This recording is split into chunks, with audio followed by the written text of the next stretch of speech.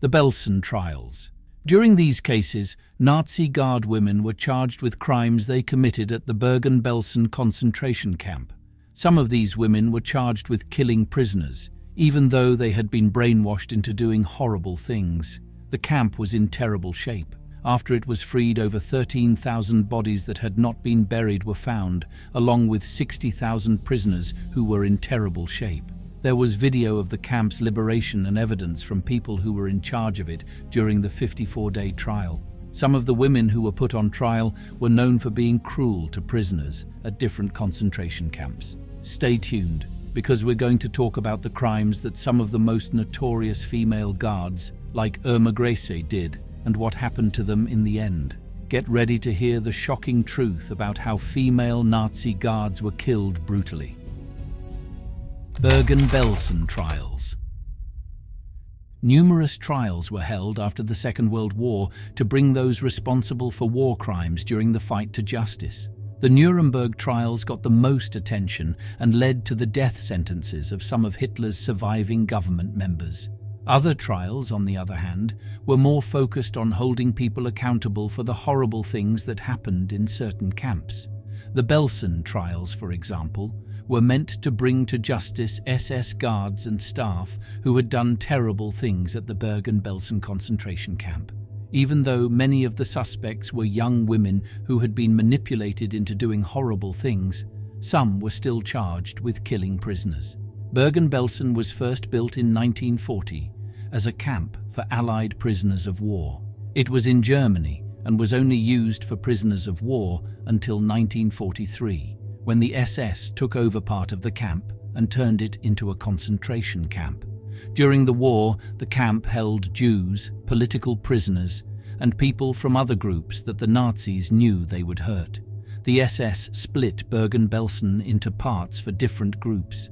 In August 1944, a women's camp opened and had a lot of women come in before most of them were sent to other places to work as slaves. The camp was also used to help sick prisoners get better, but many of them were forced to work and died from sickness, hunger, and bad medical care. As the Germans lost land, Bergen-Belsen became more crowded, which made things worse. By late 1944, about 85,000 people had been sent there. Joseph Kramer, who was also called the Beast of Belsen, took charge and managed a big growth in the camp. 10 times as many criminals were locked up in 1 year, which caused widespread malnutrition, starvation, and disease, outbreaks like tuberculosis, typhoid, and dysentery. People know the camp as the place where Anne Frank and her sister Margot died. Although Belsen was only supposed to hold 10,000 prisoners at first, it became very crowded when more inmates were brought there, which led to many deaths. It was thought that about 120,000 prisoners went through Belsen while it was open. Depending on what part of the camp they were in, they were treated in different ways. Some exchange inmates were treated better than others, and there were no gas chambers on the grounds. But the vast majority of prisoners died because of the terrible conditions caused by being too crowded. The full scope of the problem became clear to everyone after the British and Canadians freed the camp. On April 11, 1945, Himmler decided to give up the camp without a fight. In order to hide their crimes, SS guards told some prisoners to bury the dead. A few days later, the British set up a neutral zone around Belsen. They were surprised to find that many guards and staff, including Joseph Kramer, were still there, saying they were there to keep order. When the British and Canadians got to Bergen-Belsen, they saw a horrible scene. They found more than 13,000 bodies that had not been buried and 60,000 prisoners who were in terrible shape. Many of them were dying of sickness and hunger. Most of the prisoners had been left alone without food or water, and every day 500 of them died of diseases. The BBC reported on the horrible scene, saying that the prisoners were in a ghostly procession and that many of them were too weak to move. The survivors were cared for and helped by the British, but there were killings for revenge after the release, some of which were done by SS guards. Over the next few days, those who were still alive were moved, and because of the typhus outbreak, The camp was burned down. A little over 500 people worked at Belsen while it was open. But from September 17th to November 17th, 1945, SS guards and former workers were put on trial. A lot of people around the world were shocked by the cases because they included young women who were found guilty of being very cruel and sadistic during the Holocaust. During its 54-day runtime, the trial showed footage of the liberation from the British forces and heard from people who ran the camp, such as Joseph Kramer, as well as doctors and cooks. Some of the women who were tried at Belsen became famous for how badly they treated prisoners at Ravensbrück, Auschwitz, and other concentration camps. People like Irma Grese, Elisabeth Volkenrath, Johanna Bormann, Herta Bothe, Hilde Lobauer, Ilse Forster, and Irma Eder were on trial. People like Ilse Grese, Gertrude Sauer, Anna Hempel, Gertrude Feist, Frieda Wolter, Hildegard Leckert, and others were found not guilty, although some of these women were known for being cruel. Execution. Someone like Irma Grese was called the hyena of Auschwitz and was the youngest person to be put to death in Britain under British law in the 20th century. As a guard in different camps, she helped choose prisoners and even killed some of them with her own hands and guns. Elisabeth Volkenrath was also a guard at Auschwitz and chose which prisoners would be sent to the gas chambers. Frieda Wolter was in charge of the Auschwitz jail for women. She was a serial killer who beat and shot prisoners without any limits. Johanna Bormann, who was also known as a woman with dogs, was hired to work at Auschwitz. She was known for mistreating prisoners and putting dogs on them.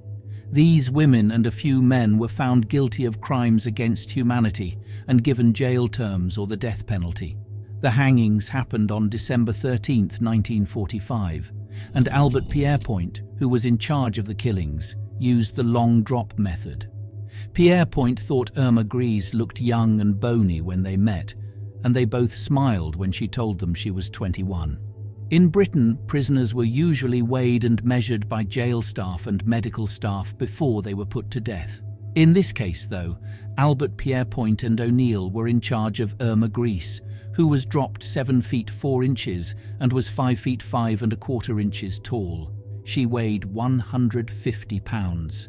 Pierrepoint also talked about Grese's execution, saying that because of her age, she was picked to be the first to die.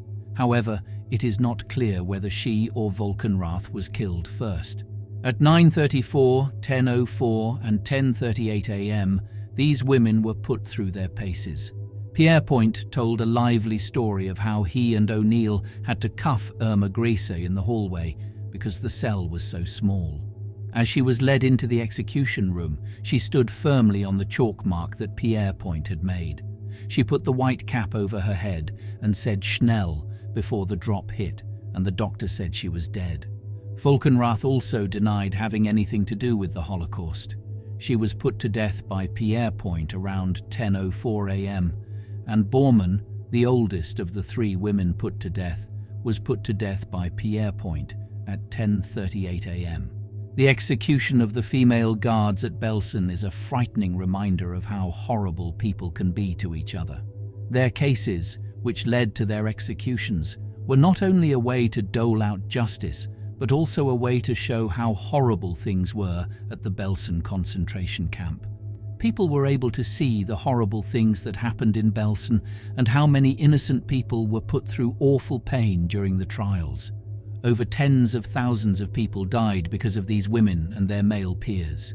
Most of them were tortured and starved to death. The deaths of the 3 female guards were a necessary step toward holding those responsible for the crimes accountable.